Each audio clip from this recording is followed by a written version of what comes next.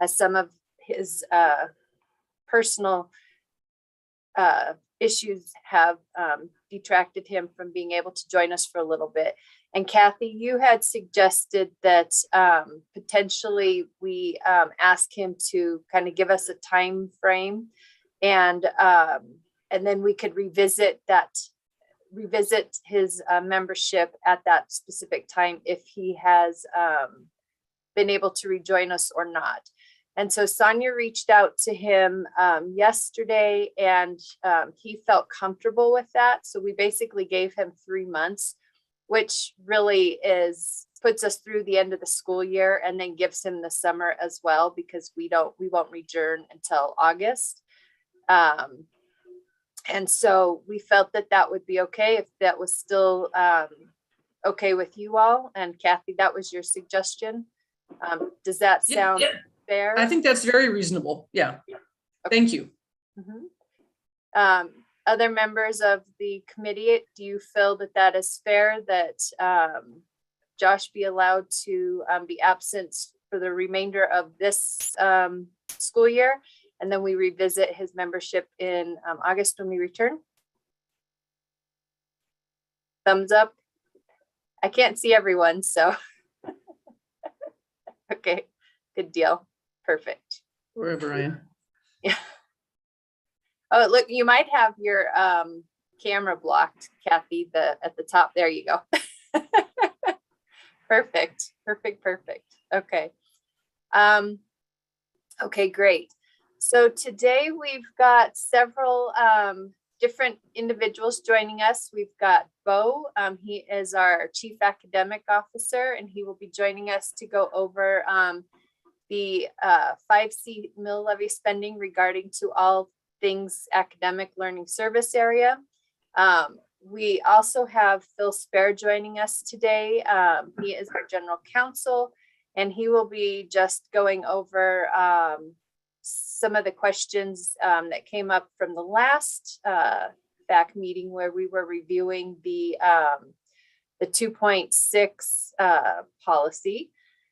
And then we will get back into the 2.4 monitoring policy, and we will just go over use of reserves, our multi-year commitments, and our internal controls. And then at the end of this session, maybe we'll have a few more members and maybe not, but we do have our annual presentation to the Board of Education regarding kind of just the summary of what we've learned this season with the 5C mill levy presentations. And we have to do that presentation to the board on May 4th. And again, we always like 2 individuals to be there. Last year was the first year we had presented to the board. And basically what we did was I had prepared the presentation. I had gone over it with all of you, and we had kind of asked some kind of follow-up questions to the 2 members that were at the board meeting, just in relation to how the process flows, any recommendations and so forth. So you didn't actually have to do a presentation. You were just there to provide some guidance and support for the board members. And so that's what we would be looking for today, is just to have those 2 volunteers to be at the board meeting. And last year, I believe it was Kathy and Vince, and they did a Neva. It was me. It was myself and Neva. That was right. It was Neva. Sorry, Kathy and Neva, and they did a fabulous job. So this year, I'm sure they would love to hand the torch over to 2 more individuals, and they could speak. Neva's not on, but Kathy could speak to. I can tell you that Mimi makes you really look good. She prepares you. She prepares the presentation, and then we had a last year, things being what they were, we had a Zoom with Neva and Mimi, and Sonia was probably there, and myself. I can't remember if Sonia was there. Anyway, yeah, I felt prepared, and we're not grilled on the details. That is more for staff. It's just kind of, the main thing we shared was how we were going to change, we were hoping to change how we put the report together, which is what we've done this year. And so we can our main responsibility, other than what Mimi preps us for, would be just to share our own feedback on how this process has been this year. So really easy peasy and fun. The board is appreciative. So. Okay, great. Thank you for sharing that. Okay, so we actually do have our first presenter. Bo Forbert is our Chief Academic Officer, and he is here to go over 5C allocations that have been given to the learning services. And I believe he does have a presentation, or were you just going to walk through those items, Bo? Good morning, everyone. Yeah, I think presentation is probably a bit of a stretch in this case. Definitely here to answer questions, and do have a document that kind of gives you, I think, an overview of 5C spending that's specific to our learning services department. So I think Sonia put that in the chat, it looks like, and maybe it was sent to you all beforehand. So I want to maximize the time because I see my windows here is pretty brief. Happy to walk you through that, or if you've been able to take a look at it, we can move directly into some question and answer. What's the preference of the group here? Mimi, what's the time? What's Bo's time window today? It does look like he was given about 15 minutes. Bo, I don't know if you feel like you can condense the report into a couple of minutes. I guess my first question, if people don't object, would be just if you could highlight where you think where this spending has been the most effective. If there's Sure. if there's a place within learning services that you can really highlight. Yeah, it's hard for me to value any one of these above the other. So maybe I'll give you a highlight by kind of specific bucket here within 5C as we go through the document. Does that sound good? And I can't see you all because I have to look at the document and then I can't see you. So does that sound good to everyone? Yes. Okay. So this first piece here is probably one of the spaces that is going to be most active over the next few years. And this is the money that's set aside specifically to update and replenish learning materials, resources, and textbooks throughout our system. You will notice on here, many of the items are specifically in the educational technology lane, even some that aren't specifically listed under that sidebar. And that's a direct result of investments we had to make over the past couple of years to maintain some semblance of instructional continuity. We had several interruptions to in-person learning throughout the pandemic.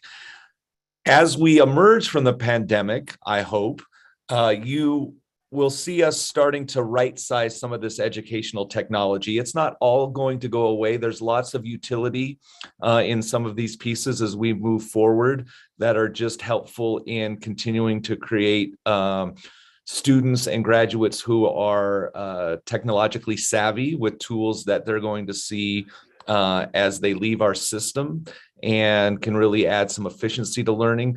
But we don't think we're going to need all of these as we return to more typical in-person learning.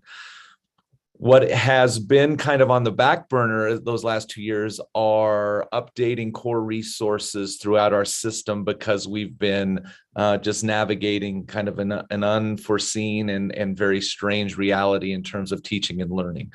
With that being said, you can see some significant investments we've made in math and social studies recently. You are going to see a lot of focus over the next couple of years in this space around literacy materials at the elementary level, updating materials to support our language learners at all levels. You might be interested to know that we have over 200 newcomers in our system, most of which are Afghani refugees. And we have some needs to provide them very specific resources that help them navigate what is a pretty significant transition as they do that. We also have some catch-up work to do in our world language space with new resources across all world languages, and much more left to do as we think about high school social studies and supporting new curricular resources that fit with some of our new CTE programming. So as we go down to some subsequent buckets here, academic interventionists is been a huge point of emphasis for us as we continue to really focus on early literacy and early mathematics. This investment is going to become even more crucial over the next couple of years because we know there's some learning gaps that exist through the interrupted learning of the past couple of years, and being able to provide our schools with in-school expertise to provide just-in-time intensive intervention for students who have gaps in math or reading is incredibly important. One place that I'm excited to share with you today, and there's a lot of details, is again, thanks to being able to emerge from the fog of the last couple of years, we're really at a point where we're going to start leveraging the funds in 5C that were set aside for teacher leadership. And one of the main functions for us in Adams 12 to provide teachers with leadership opportunities is to put them in positions where our teachers who have a demonstrated track record of success, positively impacting outcomes for students, to really serve as models and coaches for other teachers throughout our system. It's really a model based on taking your best and brightest and helping them raise the skill set of folks across the system. And so you can see that the first big investment in this teacher leadership effort is to provide more coaching opportunities for teachers throughout our system. This is especially huge at the high school level, where we have really large staffs and have not had any coaching or direct kind of teacher mentorship going on. Our team is really excited about starting to get that in place with 2 coaches being available at the high school level. And you can see, based on the fund balance we have and the projection of this moving forward, this is a pathway we see us being able to maintain for the next several years, which is important as we build that culture of coaching and peer support in our buildings. Another bucket, just going down the list here, that's been really critical is our investment in counseling and social emotional learning and mental health. Even prior to the pandemic, we were seeing increased needs throughout our system in needing to support student mental health, social emotional learning, resiliency, life skills. Obviously, the past 2 years have just accelerated that need. And so the investment in this space has been really critical. This is a space that we're going to continue to invest in with not only additional staffing, but more discrete intervention materials to support proactive and preventative work, especially in regulation, behavior management, as we're seeing kind of an increased need, thanks to a couple of years of interruption and a lot of isolation, a lot of need to really focus in that space. And so those 2 boxes there, the investment in staff and then social emotional learning curriculum, important to that work. I would assume this team is at least partially aware of the intention across the state of Colorado to move into universal preschool. We already in Adams 12, thanks to 5C, have expanded our preschool offerings across the district. You can see we have over 17 FTE that we've added to support preschool expansion as we move in across the state to more universal preschool offerings. This initial expansion has kind of provided a good litmus test for us as to what are the pieces we need to keep in mind and what it looks like between a half-day program, a full-day program. So this is a pretty static. We've maxed out what we can get out of this specific bucket. But again, it's provided us kind of a good framework as we think about universal preschool coming in the fall of 2023. And then CTE work is a place of great pride for us as a system. I had an opportunity a couple weeks ago to hear from many of our students and teachers and community partners over at Wash Square about just how far we've come in being able to offer more programming and CTE opportunities for students. Again, this is a place where we've really maxed out 5C funding, and we're now looking for other funding opportunities and possibilities for us as we think about expanding seats for kids in programs that student interest is outpacing what we can provide, and starting to look to expand some programs where we don't have everything covered. Some examples of that would be sports medicine, aviation, agriculture. But again, those opportunities to expand are going to have to come beyond 5C, because we have really squeezed about everything we can out of what 5C provides us for that CTE expansion. So that's a really fast overview of Learning Services 5C pieces, and I'm absolutely happy to take questions that you might have.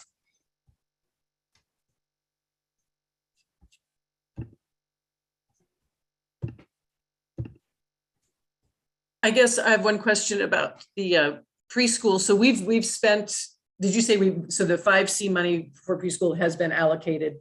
So with universal preschool coming in across the state, then do we receive state funding for that? How are we going to pay for that? I guess is the question. I'm giggling because we kind of share that question, Kathy, right now, and it's a challenge. You know, that work is very well intended, and I think we're all thrilled that our 4-year-olds across the state are going to have an opportunity to get a jump start.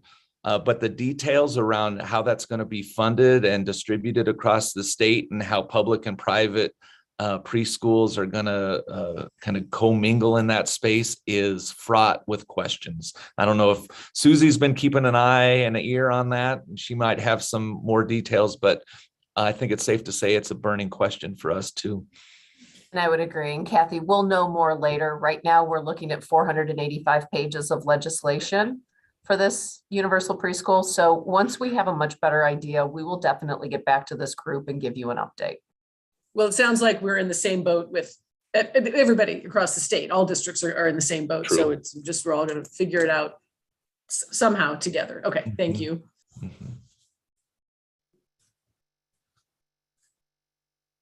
Does anybody else have any questions for Bo? Well, Bo, thank you very much. That was a great presentation. It's super helpful. As right before you got on, we were talking about that we need to prepare our report to present to the Board of Education for May 5th. So this was super helpful and giving us a lot of great information. So thank you. Happy Yes, to be here thanks. this morning. Thanks for the invite. Appreciate what you guys do. Thank you. Bye. Okay, and I see that Phil has joined us. Phil Spare is our general counsel, and we asked Phil to join us because of the last FAC meeting we had. We were going over 2.6 monitoring report regarding the superintendent contract, making sure that everything, the contract was in place and everything was reviewed and approved by the board. And there were some questions that came up, and myself and Heather were unable to provide you the guidance and the answers. So we have asked legal counsel to join us. So I'm going to just turn this over to Phil and see if you guys have any questions for him.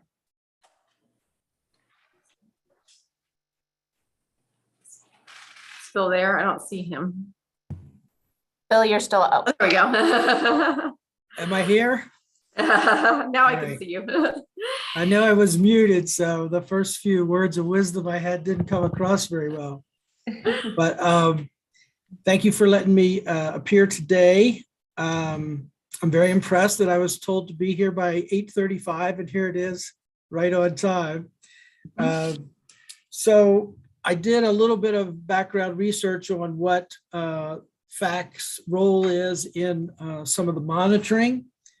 Looked at board policy, I believe it's 4.6, that creates the committee system. FAC is one of the 3 committees, and you probably know your role quite well.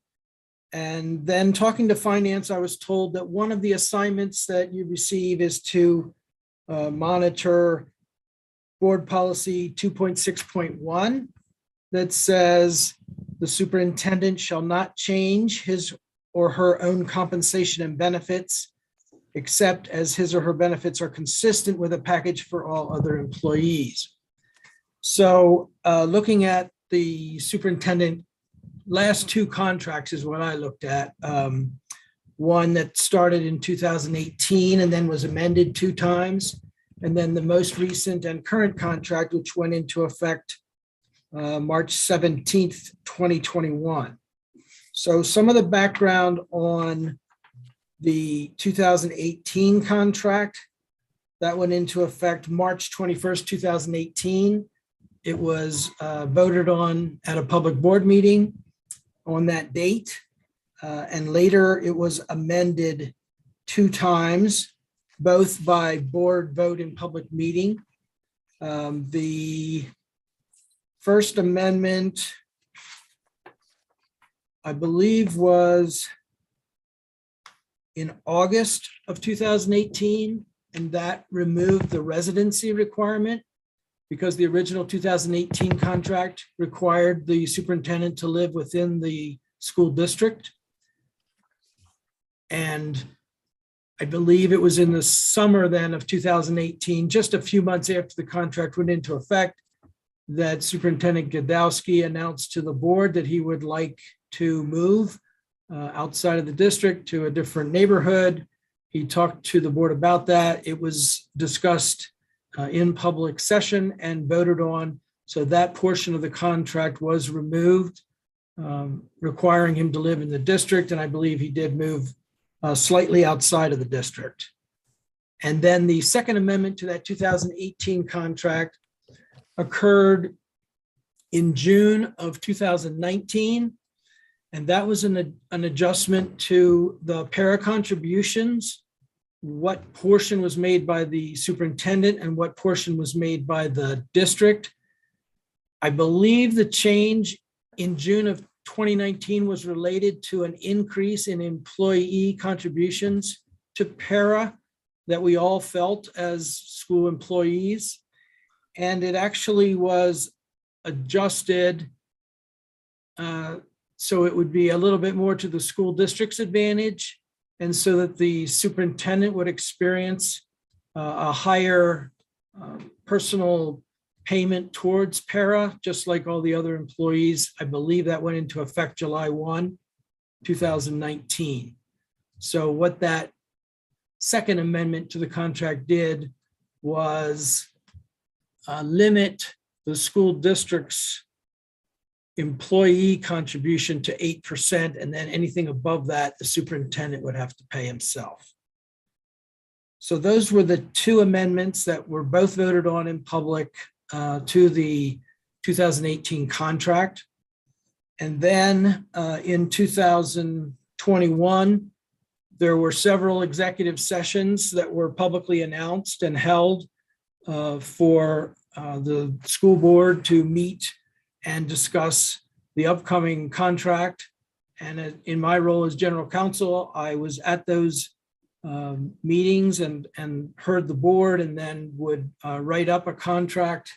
And I discussed it with the superintendent. And then that was voted on in March of 2021. I believe that same residency, well, the residency requirement was not included in the 2021 contract to mirror the first amendment to the 2018 contract.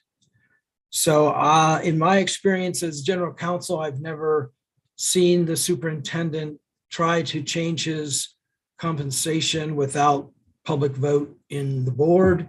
And I've also seen him urge them to adjust his contract in a way that did not benefit him financially. For example, the second amendment to the 2018 contract. That's what I reviewed and prepared for today's discussion, and I'll be happy to answer any questions. As you mentioned, I'm the one who's done this for the past couple of years going through this contract. So I was the one who noticed some significant changes between the 2018 and 2021. So I kind of tried to go through them line by line and just see a couple of things that changed just to make sure that they've been improved and were, of course, done in the background. One of them was seeing that it's 5E. The superintendent shall receive a vehicle allowance of $200 per month. It was actually reduced $500. Do we have any reasoning, and or I'm assuming there was some kind of discussion. as to that being changed? Because the original contract was $700 a month. I know it was changed. I do not recall why it was changed.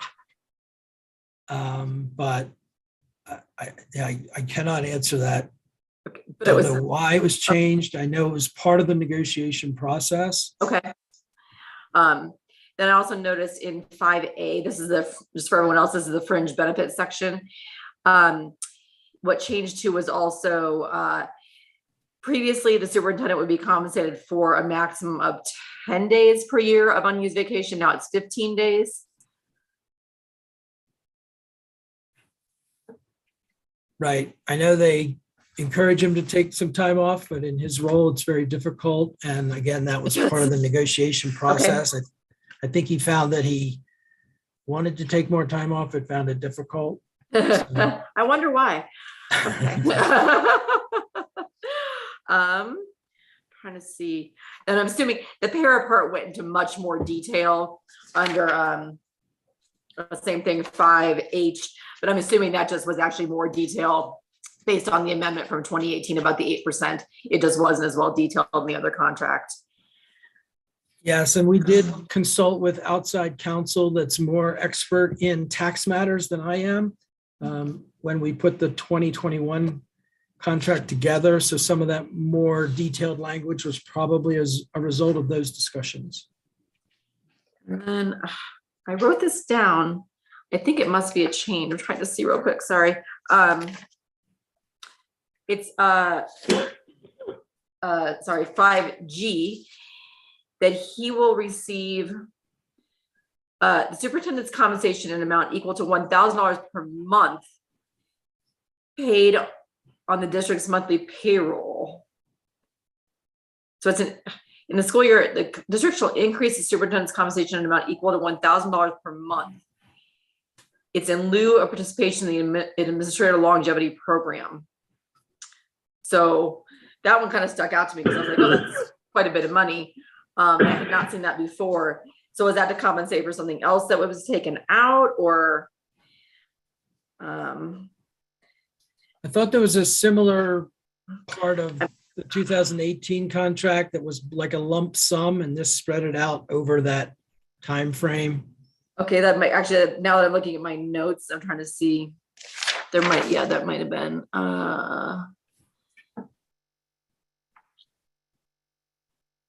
Oh, you know, there was a line item. Oh yeah, there was. Shoot. Oh yeah, there was a line item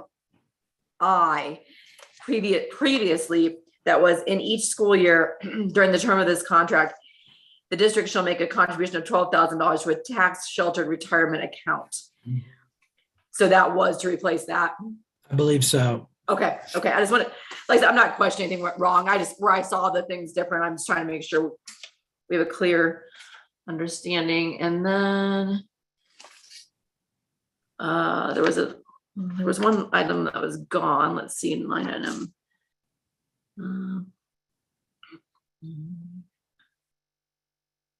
Oh, hiring of district personnel. Where was that? And then there was a new section for section 409A. It's number 14. The intent of the parties here too is that this contract apply with or be exempt from the section 409A of the code, and no payments and benefits under this contract be subject to any additional tax or interest imposed by section 409A, and accordingly, lots of legalese that I probably don't completely understand. So was that something new that had come up? I didn't see any reference to that in the other one, unless I believe that again was a result of our discussions with outside counsel that's okay. expert in tax matters and benefits, which gets Okay. very complicated. And I Yeah. think that language was added as a result of those discussions. Okay, that was all I had. I just want to make sure that it had all been discussed and public, obviously, and agreed to by the board.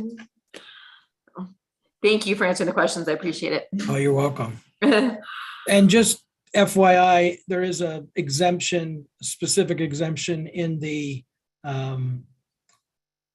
open meetings law, the Sunshine Act, that allows school boards to meet in executive session to discuss employment contracts and negotiations, legal matters. So I believe that was also done appropriately and was properly noticed to the public in all those other references that I had earlier in my discussion.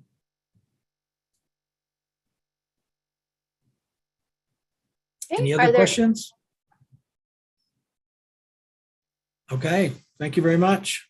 Thanks for being here, Phil. We Keep up the appreciate good it. work. Thank you. Information. And thank you, Jennifer, for those detailed questions. Yeah, thank you, Jen.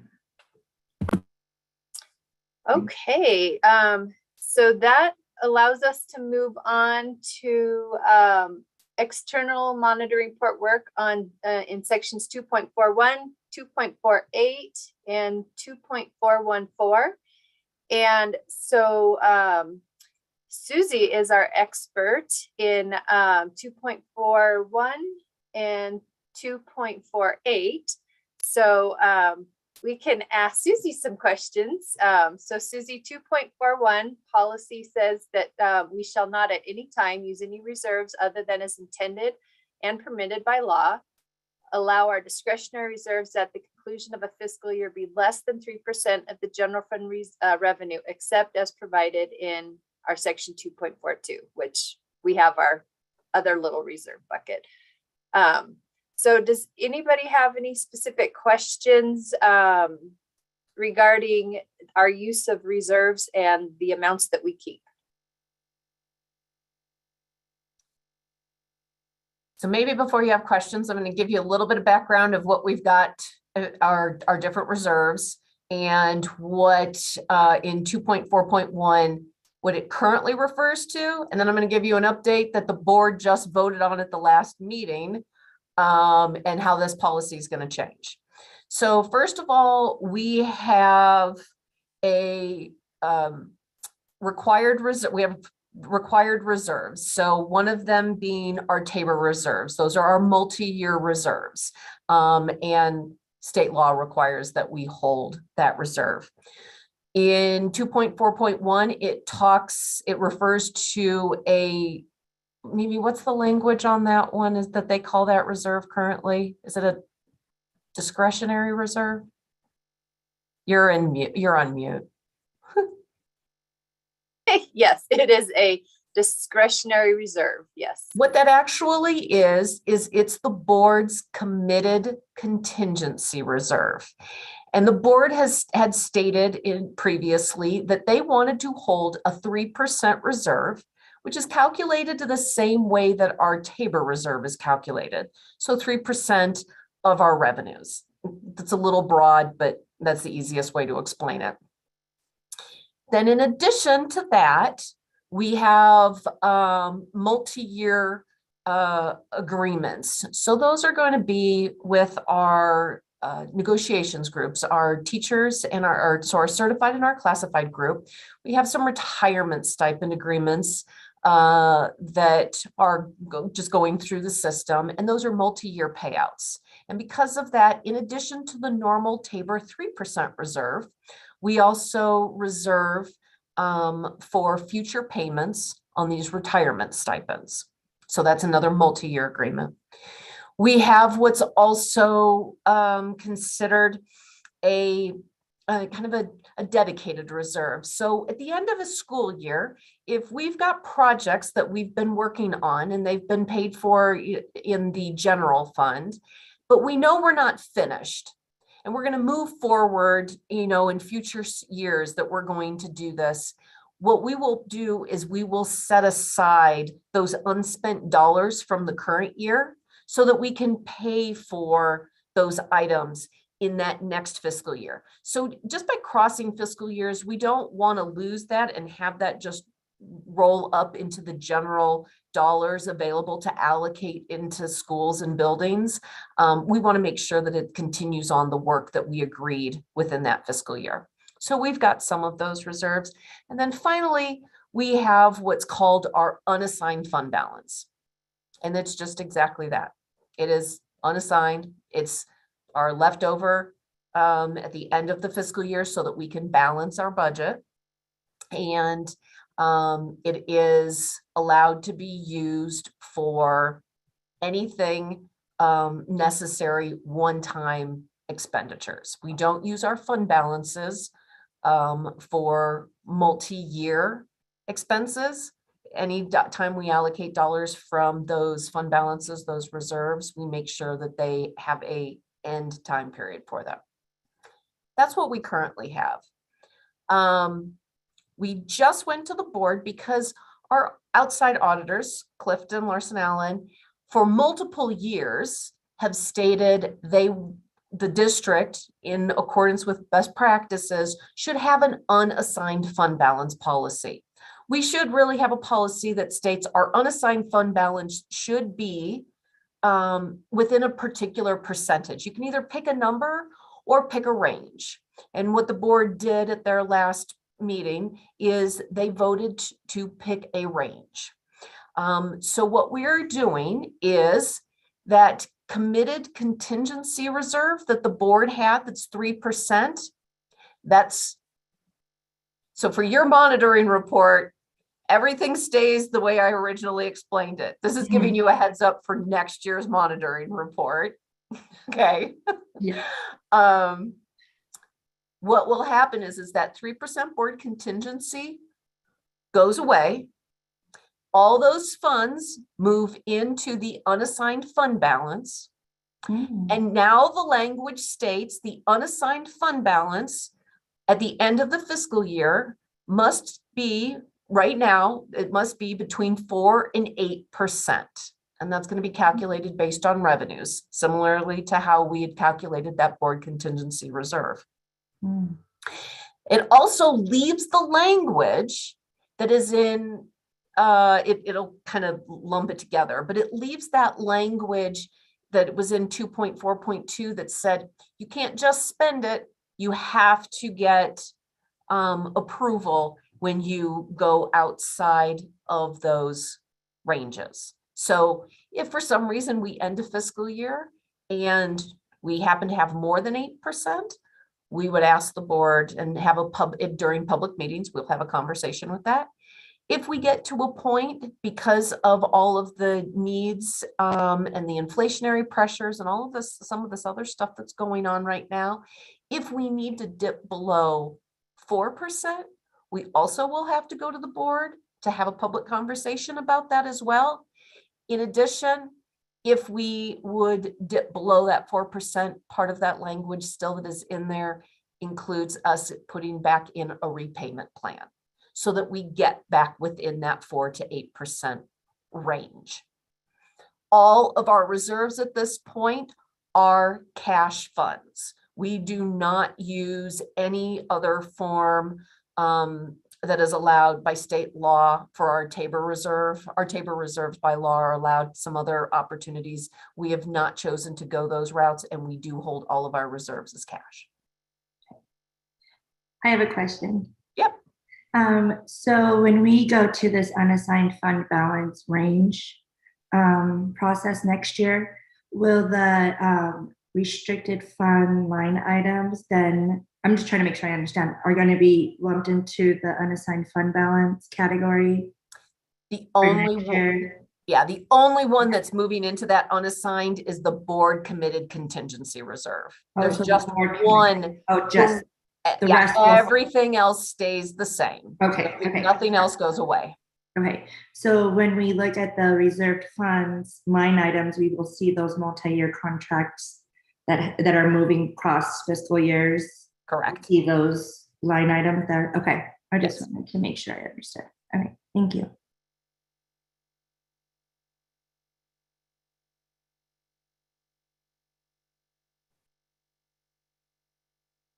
Any other questions?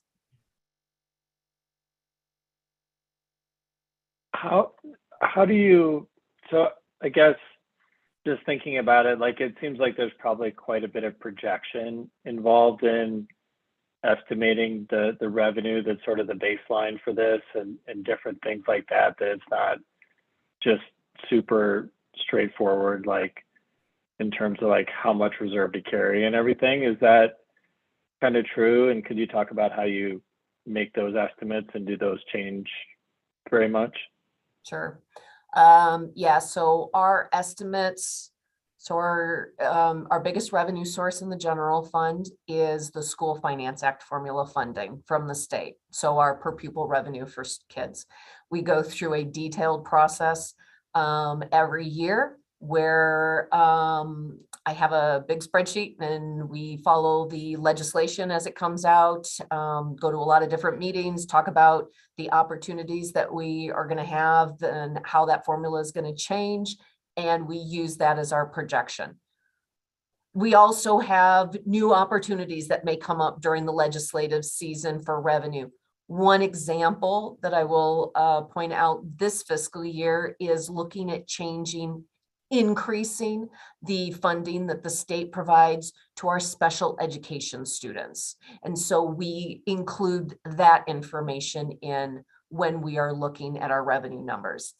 On a smaller scale, some of the things that we will also look at will be our change in state funding in areas that are called categorical funds. So revenue that we receive from the state for transportation, revenue that we receive from the state based on our career in tech, or what the state is currently calling vocational education revenue. So we manage those and kind of watch and make an estimate where we get with that. What I will tell you is halfway through the year, so we'll put an estimate in, and we'll put an estimate in that we've got for this reserve. About halfway through the year, somewhere around December, we have a much better idea. We'll have passed through our October count, which is our student count day. And the state has figured out statewide some better student counts. And they give us updated numbers, and we go to the board with an amended budget in January as required by law. If anything has changed, we adjust our revenue numbers and we adjust those requirements of any of our reserves that we hold at that same time. So if revenue is higher than we had anticipated, we will increase our reserves. If it's less than anticipated, in some cases, we'll have that conversation. With unassigned, we'll have the conversation of what we need to do. With Tabor, which is a flat 3%, we do adjust it down so that we are in line with those.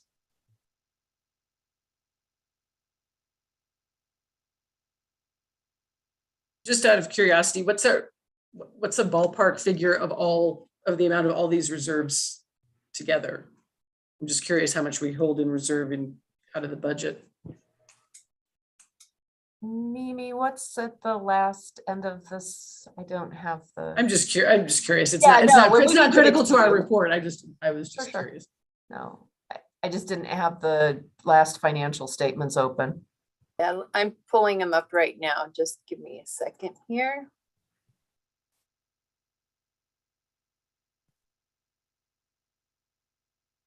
Sorry, it's a little slow because it's a big file. Sorry. Well, I guess the other question is, have we ever found that it's coming. have we ever found that we hit these, even with all these reserves, that they weren't enough, or we were ever, exposed to not having enough reserves, or? We have always had a balanced budget. Okay. So, no, we have never, our budget, all of our funds, but very specifically, since this is out of the general fund, our general fund has never been out of balance. Okay, thank you. So currently the board 3% contingency that we're holding through February was 11.5 million. And then we have, like Susie mentioned, we have kind of that reserve for some of those other project commitments that we know will go into the next year, which is roughly 4 million.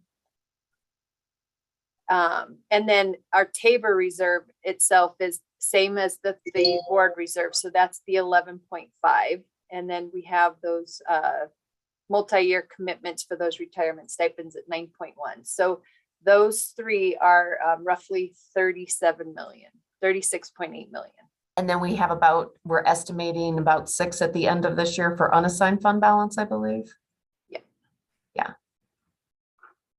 So just slightly over 40 million.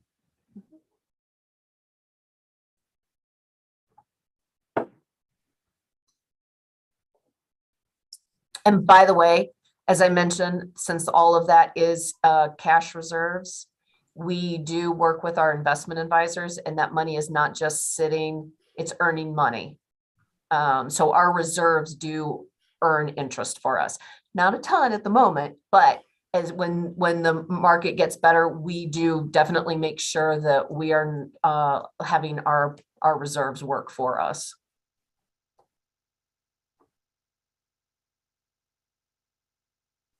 Okay. Then 2.4.8, Yep, 2.4.8. which is, And so that is, we shall not achieve compliance with these, hold on, that was weird. I will not endanger future capacity, meaning committing to multi-year expenditures without ensuring a reliable funding source. yeah, so as I mentioned before, when we talk about using fund balance, people around here get very tired of me saying we use one-time dollars for one-time expenditures. We use recurring funds for recurring expenses. So if we plan on hiring staff, we find a recurring funding source for that. And what I mean by recurring funding source is going to be ongoing. So my School Finance Act formula revenue, that is something we get every year. Our reserves are similar to a savings account. If we need to use them, we use them for one-time items. For example, purchases of a bus. That doesn't have an ongoing impact. There's definitely things that go along with it, but the purchase of the bus itself is a one-time expenditure. So that is something that comes up, and especially when we do the forecasting for next year, or what I'm doing right now is we're going through our budget process for next year. I separate out for the organization the difference between dollars that we have available year over year of recurring and dollars that we have available that are one time. And when we have budget asks, we very clearly delineate recurring or ongoing and one-time asks. So those are separated throughout our entire budget process. Then we also make sure that we go back, and if we've allocated one-time dollars to a department for a project, we follow up with them and then make sure that the next year, those dollars are not allocated to them again because they're just not available. And that's how we manage and make sure that we are not using one-time funds for recurring expenses.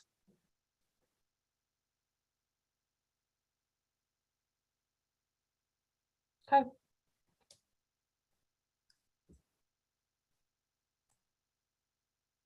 Okay.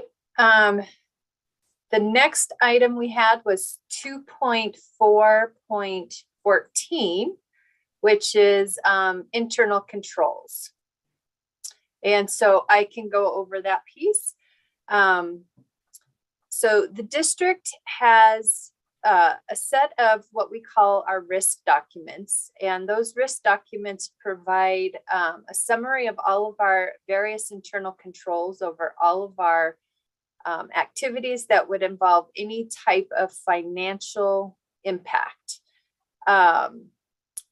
Other departments might have internal controls for non-financial impacts, but in terms of this policy, this prohibition is related towards just those financial aspects. And so what we do is we have in writing that identifies if we were to receive cash, how is it handled, to ensure that we do have a separation of duties and that we have a chain of command within there. These risk documents are then provided annually to our external audit firm, to Clifton Larson Allen. And Clifton Larson Allen, when they perform our single audit and they perform our financial audit, they use those documents to ensure that we are following those procedures. So when they do their testing, they are asking for a specific item. So say they're asking for a journal entry, or they're asking for a budget, or they're asking for a voucher. They're asking for that information so that they can then review on paper compared to our procedures to verify that it appears that we have done those processes. And if there's a process that they can't verify by looking at the process within our system or on paper, then they will do a follow-up question with various individuals that have been identified. So one of the items on a risk document will have a request to say who has access and who should be doing certain things. So if there's something that says the budget authority, who has the budget authority, we would say like the program manager or the principal. We would say who should be entering this into the system. That might be the bookkeeper or the office manager. Who should be processing the payment? That would be accounts payable. Who should be reviewing those charges? And that might say the accounting manager. And so what the auditors are looking for is to assure that anything that's gone through the system has those various checkpoints so they can look at that workflow and verify that each of those items have gone through that workflow. And so I'm happy to say that the last audit that we just finished in January, we passed all of our internal controls. However, and the prior fiscal year, you were all aware that we were provided a weakness in some of our internal controls with some of our cash handling. And so the district did perform a full review of our cash handling procedures. We brought together a committee with the various groups that would have those cash handling roles. And we completed a new cash handling policy. The auditors felt comfortable with that, and we had put that into place this past year. And so it was nice to be able to get through that audit. The auditors were able to move through all of the workflows and feel comfortable with everything that we had put into place. And so internal controls are very important to a district. They're important to the board. They're important to the Finance and Audit Committee because they show that the district has rules and guidelines set and that we maintain a culture that we want to ensure that we are performing to the best of our ability and ensuring that we don't have those weaknesses to ensure that we can mitigate and minimize any efforts of potential fraud and so forth out there. And so that is what our district does to ensure that we maintain good internal controls.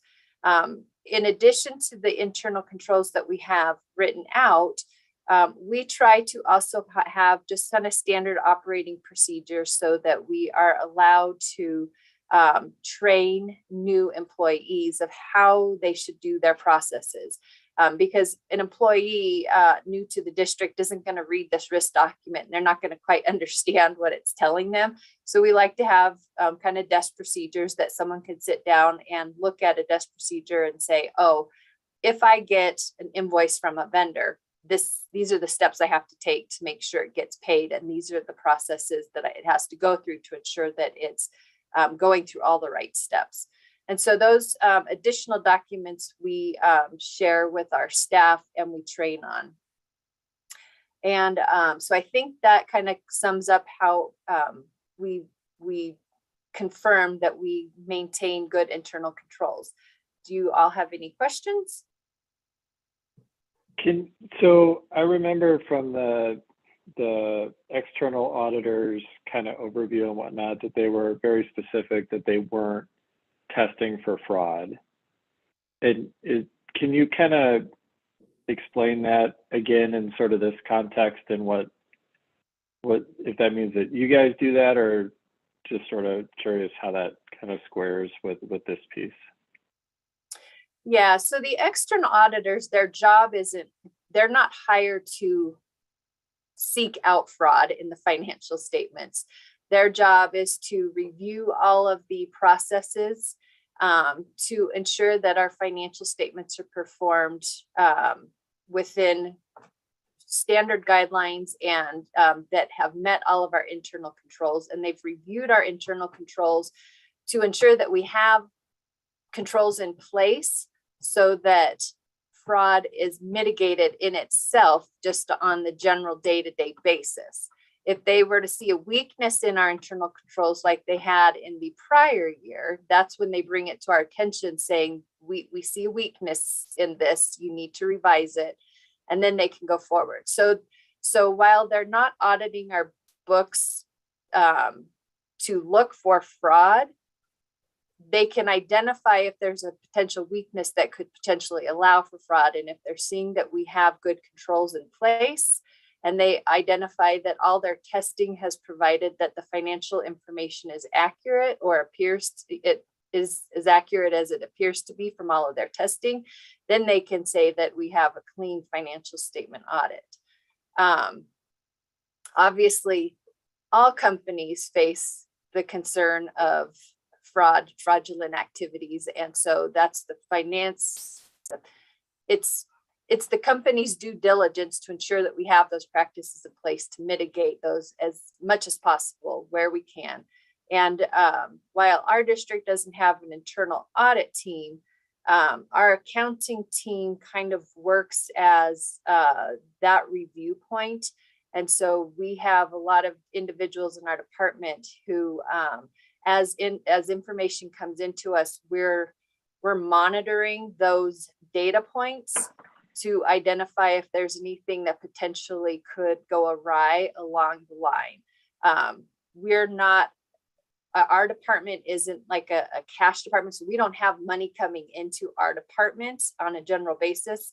So what we do is we kind of do those internal monitoring steps along the way to ensure that we're maintaining that those sites on the outside who do have cash collections coming in, that we're able to monitor those. Did that answer your question? Yeah, that helps. Thank you.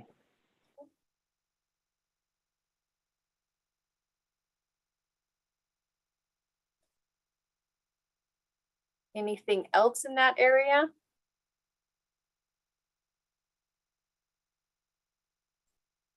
Okay, well, I believe that concludes all of our monitoring information for today. And that leaves you with some open time to work on the monitoring report. Like I had promised, I was hoping to be able to get you guys some good quality time to be able to work on this. I don't believe that the working session needs to be recorded because it's probably going to just be quiet unless someone has a question they need to just ask. But Sonia, can you verify that that work session doesn't need to be recorded? So I'll ask them to stop the recording. okay.